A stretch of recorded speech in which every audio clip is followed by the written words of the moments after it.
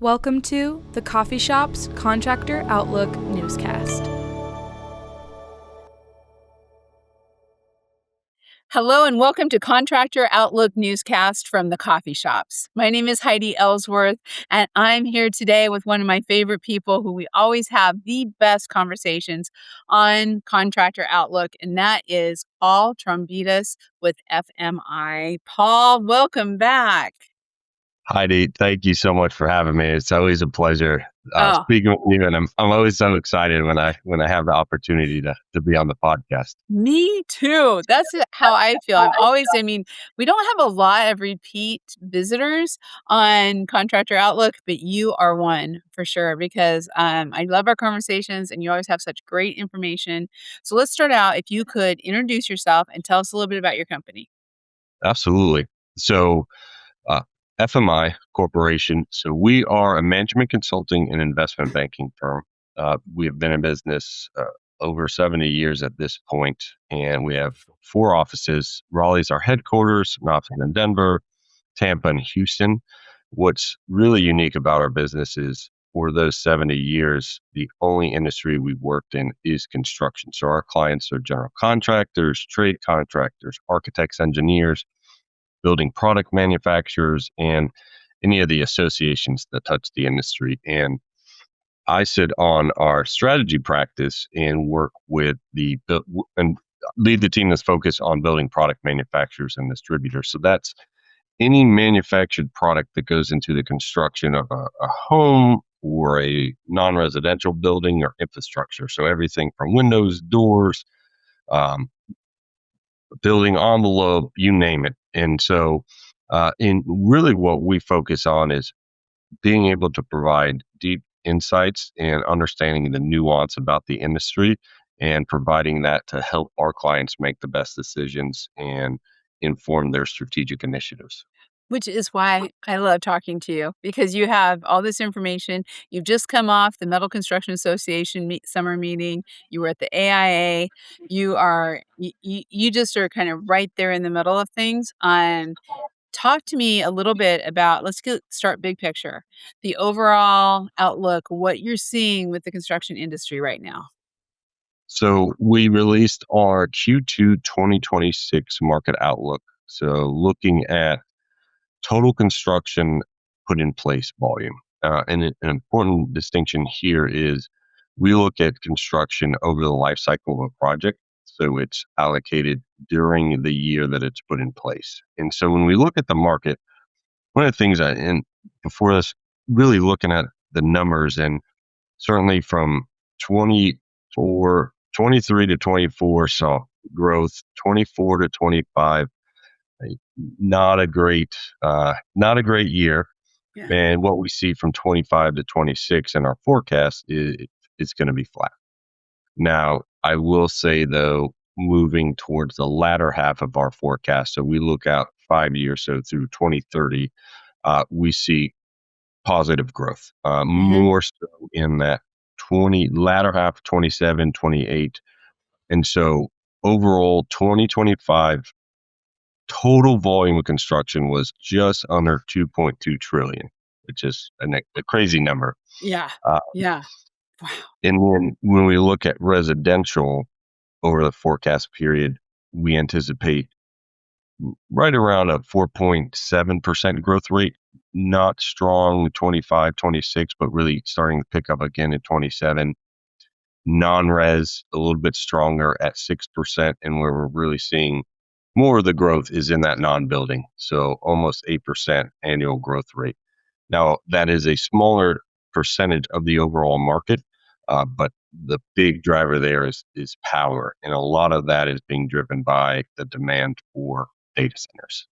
So overall, certainly the market's flat, and it's interesting because you have to bring into consideration, we're looking at it holistically, the total U.S. No one chases 100% of the market. So right. As my colleague Jay Bowman likes to say, it's like the Dow, right? It's a way to get a sense of the health and the wellness of the market, and your portfolio is going to be a little bit different than what the overall market is. And it's a good benchmark to compare how we're performing against the overall market. Mm-hmm. Wow.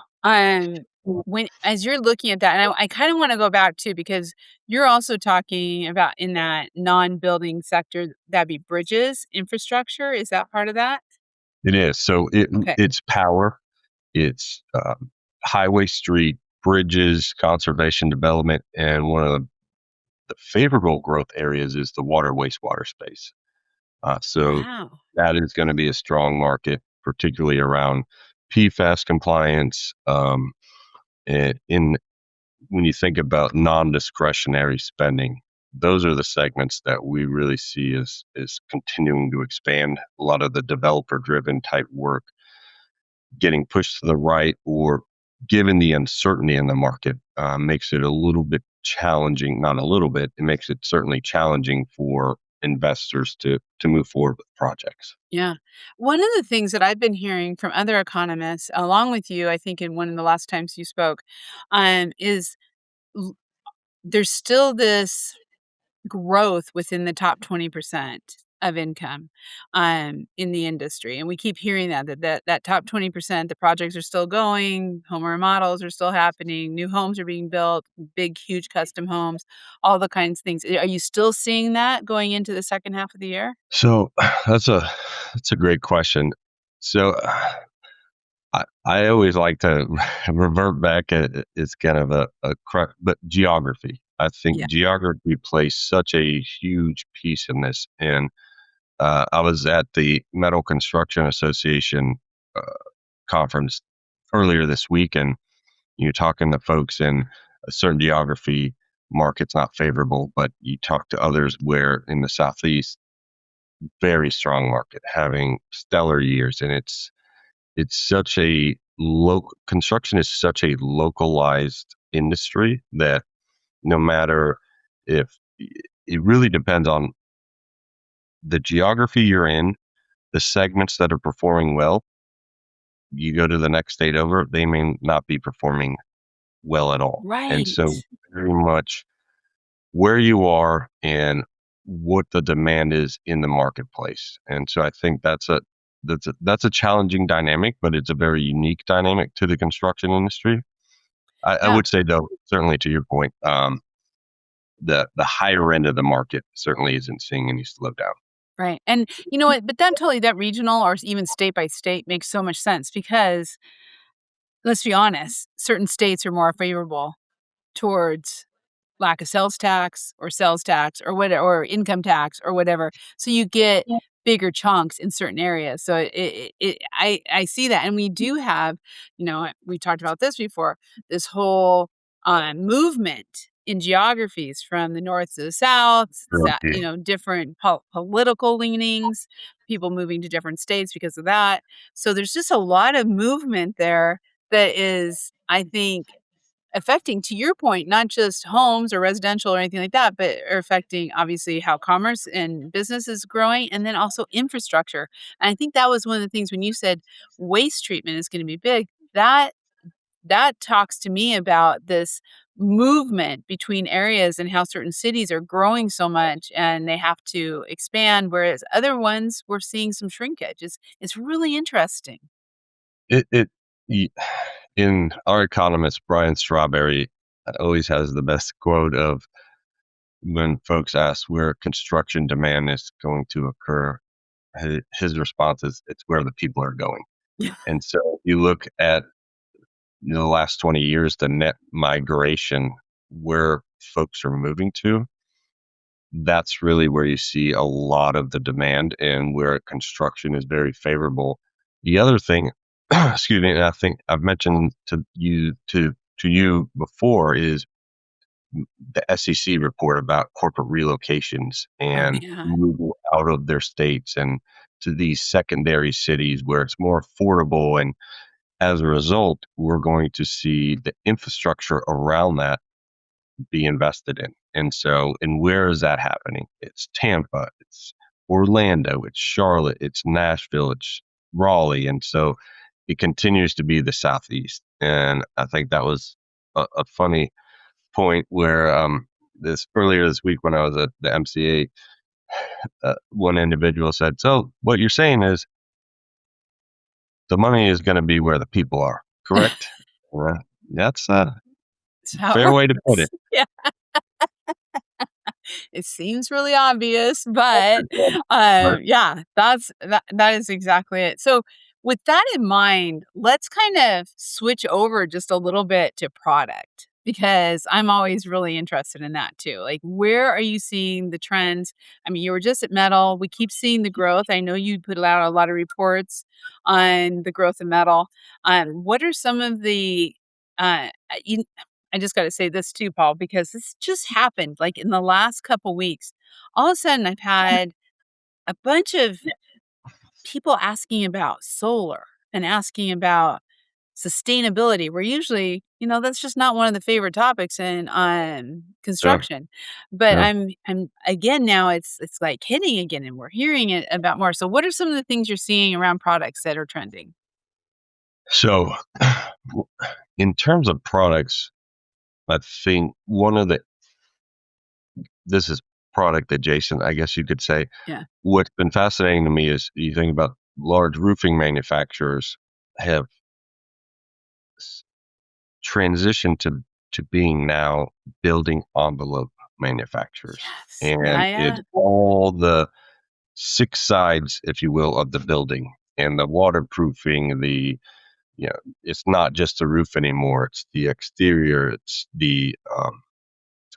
on the The slab. It's facades. all of the yes. It's all of the envelope, and I think that's a really interesting transition that we're seeing in the emphasis on where concerns, maybe not concerns, but where importance is in buildings and where Yeah. they're really placing the emphasis.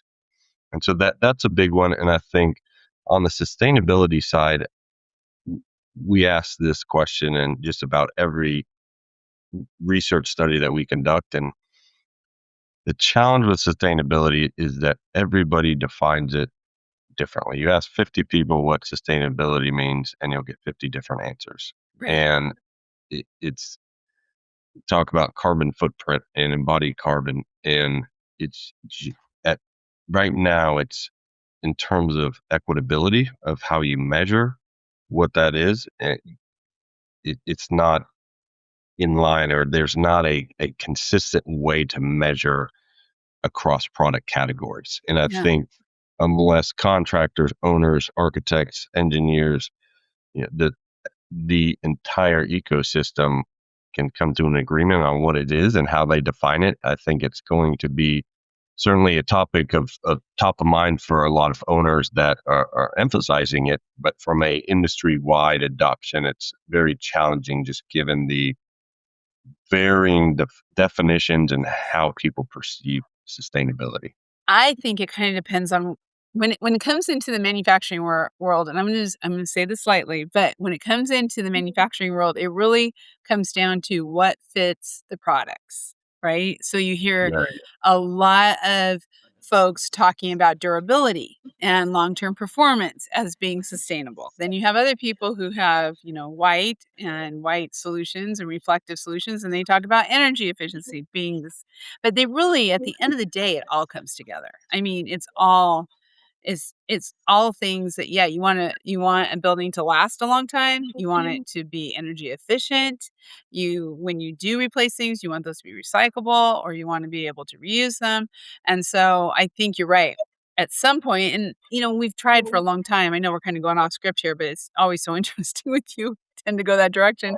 But LEED really tried to bring this in the new construction and the building of the buildings, and now we're trying to kind of figure out what's going on. But I get excited because when you talk about trends and talk about how people are doing it with all of the government subsidies, for the most part, not all, but a good part of it going away, you've really seen business. I'm just gonna point out Prologis, right? They have a very strong sustainability program.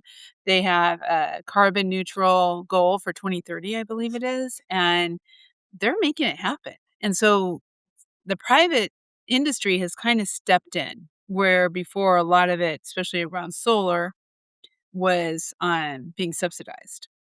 yeah, yeah. It's interesting on the and if forgive me if I get the name behind development. large developer. They were involved in the Salesforce Tower in Chicago. So big emphasis there was embodied carbon. And so they created an entire training manual guidebook on how to select, assess products on embodied carbon. And so that's an isolated, they made a significant effort. Now you go to other organizations, not nearly to that extent. So it's just so varied across the industry that I think that's where the basis of the challenge is how do we make it more consistent so that it's a common definition and theme across all stakeholders. Yeah, I think so too. I think that is something that we're starting to see. Um, it's going to be interesting how that plays out. I wanted to work with a supplier partner I respect. I wanted a partner who respected me. We needed a partner with employees who care as much as we do. We needed a partner who values relationships. I wanted a partner that would help me grow my business. We needed a partner that would help us succeed. SRS Distribution delivers more than building products. SRS delivers customer success. And honestly, I think another thing that's interesting, Paul, bringing it back around to kind of what we're seeing overall in the construction industry, is how much the construction industry is affected by gas and oil prices. And that's going to change. That's going to start making people change different ways of doing things and how they do things and where they go. What are you seeing along those lines? Oh, that's a tough one. That is definitely certainly from a logistics standpoint and the cost of transportation and how that impacts delivered costs. And I think that's going to be, I don't have a great answer, unfortunately, but that is certainly something that I've heard at every conference I've been at. Yeah. Every call I've been on recently, just what are the implications? How is this going to evolve? Is it going to continue to increase? And this is probably unfair to say, but it's quick to go up, but it's very slow to go down. And so how do you plan around that? And given budgetary constraints, the uncertainty and projects continuing to be pushed to the right, that just adds to the complexity of the environment that firms are operating in. Yeah, and I think when we talk about construction materials, and I mean, your firm FMI works with all of, you work across the board with all the different producers, manufacturers, distributors, and I mean, let's talk about distribution next and how that's affecting them. It's huge. But on the manufacturing side of it, I don't think people, including myself, really understand how much oil and oil derivatives are used in construction materials. It's incredible. It's incredible. It is really, truly incredible. And you think about asphalt shingles, you think about asphalt, ISO. everything. And it's, so it is yet to be seen. And I'm curious to see as we move forward, the potential longer term impacts. And are we seeing it today, or is it going to be 12 months, 18 months, 24 months? And what is the tail on that going to be? Right. And so that's certainly a consideration and something that we're keeping an eye on. Unfortunately, if I had a crystal ball, I'd probably be in a different place right now. Probably just a little bit. Although we give it a good shot. We're looking at the future. Let's talk about distribution a little bit, because I know one of the things you guys talk and you look at all the distribution stuff. What are some of the things you're seeing in that arena? So this is my personal view. I think we're currently seeing a restructuring of the supply side in the industry in real time. When I think about Home Depot with SRS and GMS, you have QXO, Lowe's. You also have several other major acquisitions that have occurred. Mhm. And when we think about distributors and suppliers consolidating at this scale, potentially significant downstream effects on the contractors and firms that they're working with. And so I think bigger strategic questions that come to my mind when I think about the consolidation component is, as these firms get bigger and have the scale, they're more technically advanced, they're adopting tools, AI, all types of technology. So as a contractor, are you adjusting to those new norms? And I think there's going to be a gap of firms that are adjusting and those that are not. And that's going to be a big pain point for firms that aren't going to adjust to these new norms. Yeah. And it's not just contractors. It's also going to be manufacturers It is because 100%. distribution's 100%. also looking at their relationships with manufacturing and how they do it, and are they technically advanced, and are they able to keep up with AI and automations. And I mean, there's so much there, Paul, that just is, I mean, from the contractors to the smaller distributors to um, the manufacturers. A lot of this is more old school that people are having to just really run. If they haven't been there already, they're having to run to catch up to try to stay playing in the games. And I think that's a really great point in that construction. I jokingly like to say that if you think about an adoption curve, where you have your early adopters, and then on the opposite side, you have the laggards, and Hmm. about 10 steps behind is construction. And so Sorry, yes. I, I think this has created a new dynamic where that needs to change, in that Hmm. firms that aren't willing to adopt and change to these evolving dynamics are going to be less competitive, less able to position themselves appropriately in the market and capture share. And I think particularly when we look at like the mid-sized firms, it's a big investment. And Yeah. so are you placing the investments in the right areas to get ahead of the competition, or at least keep up with the changing dynamics? Yeah. It really is. I mean, I know in our own company, we've been talking about AI for 2 years, right? What has actually happened in the last 3 months has blown away everything we've talked about in the last 2 years. I mean, we've had to move so much faster, and it's changing. It's not just changing how we do things, I think it's changing the pace of business, um, and how we go. So, I mean, we talk about worrying about jobs and people having jobs and, the wisdom and all that kind of stuff, but it's also just how fast everything is. It is truly amazing. You think 5 years ago, if you were to predict where we would be, this is not at all how I would envision. And I think the proliferation, if you will, of AI has really changed all industries. And I think, and I'm, I appreciate you bringing up, because I was at the AIA conference in San Diego a few weeks back, and every manufacturer there that had a learning center and was presenting, they had at least one, if not more, sessions on AI. And to me, that sends a clear signal that we need to pay attention. Yeah. And we're not in an awareness phase.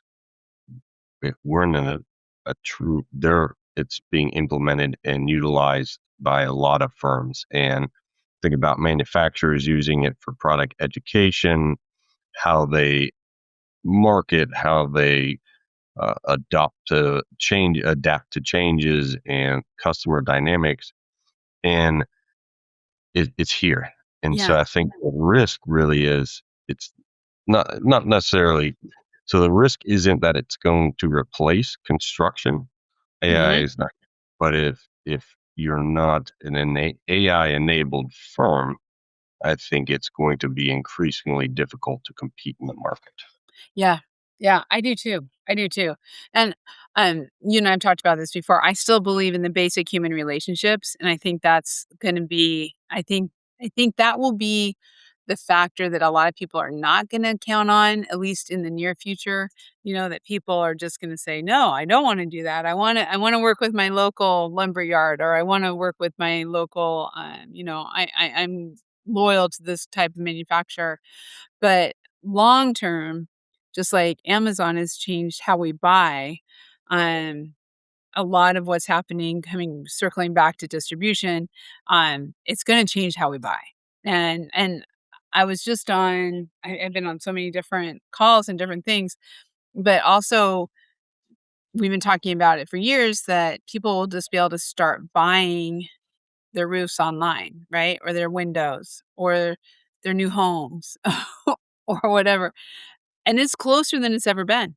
And the e-commerce aspect of building products, at least, has significantly increased over the last several years. I know Home Depot and Lowe's both have made a significant investment there. There are building product manufacturers that are solely e-commerce focused.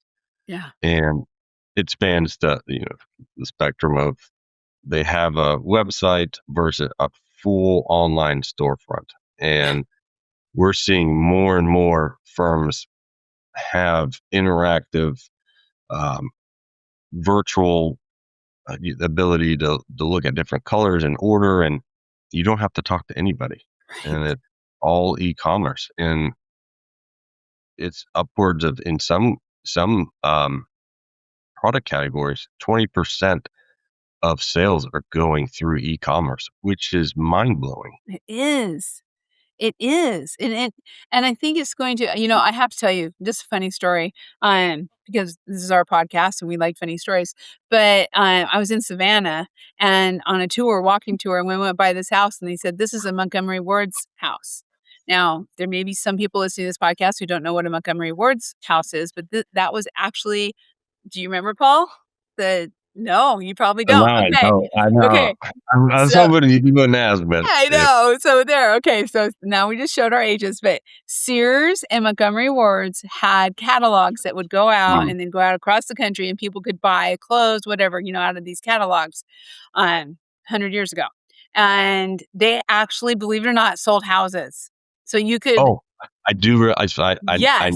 exactly what you're talking about. I remember seeing these things. Yep. We did this 100 years ago through mail-in catalogs. It's happening now online, right? It's just, it's the same thing, just faster and all right there at your fingertips. And you don't have to wait for the letter to get from one side of the United States to another. That's it. Yes, it's amazing.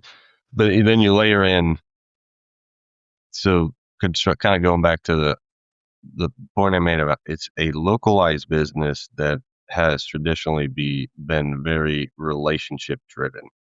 And so how do you effectively layer in these advanced technology, product, AI, and not necessarily take away that relational aspect and the localized dynamics of construction, but make for your firm more effective? I think that's where it's going to have the most impact and be the most powerful is. And don't forget this, what we're doing right now. Don't forget that. The relationships and the wisdom we have from these conversations, those are all the things that are human. Totally off topic, but I remember in grad school having to take an online course and not knowing how to log into the video web, classroom, and now it's second nature. I know. And it's amazing how that has changed so It's just how fast. dramatically.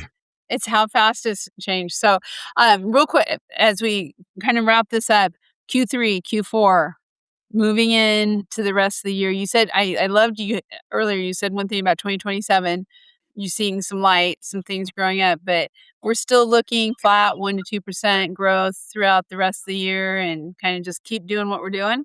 So outside of data centers, obviously, is the big shiny object in the room. That's going to continue to grow. Power is a big one. One of the segments that I think is an interesting one is we saw a huge volume of manufacturing construction in Yeah. 21 to 23. Saw a bit of a decline there. What we see is towards into 27, really 28, a resurgence in that manufacturing volume. And that's going to be another segment where we'll see a lot of activity. And then healthcare is the other one that is an interesting transition. Think about the last several years has been very much outpatient, smaller facilities. What we're tracking now is it's transitioning to multi-billion dollar expansions, greenfield projects, and I think that's a big transition in the healthcare space that is going to continue on moving forward. So I think that, along with water, wastewater, certainly is favorable. And then warehouse is another interesting one where huge growth through COVID, saw a decline in 24, 25, and seeing an uptick in warehouse into Wow. 27, 28. Here's a fascinating stat that I thought was really cool. So in 2019, data centers is part of the office construction segment per U.S. Census definition. So data centers as a percentage of office in 2019 was 10%. In 2025, it was 40%. You think about how drastic of a shift that is. And there doesn't appear to be any slowdown in how much volume is going. What's interesting, though, is starting to see it more in these tertiary markets, Louisiana, Oklahoma, Mississippi, where really non-traditional data center markets. And the challenge and the reason behind that is availability of power and water. Yeah. And so that's going to really drive a lot of where these facilities are going to be located. And so those are kind of the big areas that I would note in terms of growth opportunities. I think on the residential side, I think it goes back to the geography where people are moving. What's interesting, you look at the NAHB Home Builder Index, it's been in the mid 30s the entirety of this year, and builders are still sustaining volume through these incentives. They're smaller home sizes, not necessarily substantial demand recovery, if you will. Mm-hmm. And over the majority of builders, at least looking back, March was the most recent one, over 60% offered incentives, 12th consecutive month in a row that over 60% were doing that. We do see more of a bright spot in multifamily. We had a big uptick leading into 2021, 22, 23, saw a decline there, and that is, if you will, kind of resurging in the residential space. So seeing that as a more favorable opportunity as well, or growth in the marketplace. There's still a housing shortage, especially for this next generation. There's a housing Certainly. shortage because the older generation's not moving out and they don't have enough homes. And so, yeah, I can see where that even with this economy, it's still the basic need is there. And so we're going to continue to see that. Well, Paul, I love this. I love our conversations. Thank you so much. Please, everyone, check out the FMI directory on Roofers Coffee Shop. Plus, Paul has a directory on the Speakers Bureau. So if you ever want to have him come and speak or talk about what FMI does and what they're seeing in the industry, they are just absolutely amazing. So, Paul, thank you so much, my friend. And we will do this again. Thank you, Heidi. Always a pleasure and great speaking with you. It is awesome. Also, that Q2 2026 Outlook report. And of course, you can always find it online at FMI, which is, Paul? It's at fmicorp.com. There you go. Okay. Thank you so much. Thank you all for listening. Please check out all of our Contractor Outlook newscasts, along with all of our podcasts under the Read, Listen, Watch navigation on all of our sites. We'll be seeing you next time on Contractor Outlook Newscast. Thanks for tuning in to the Coffee Shop's Contractor Outlook newscast. Learn more at thecoffeeshops.online and subscribe to get notified when the next episode launches on the first Wednesday of every month.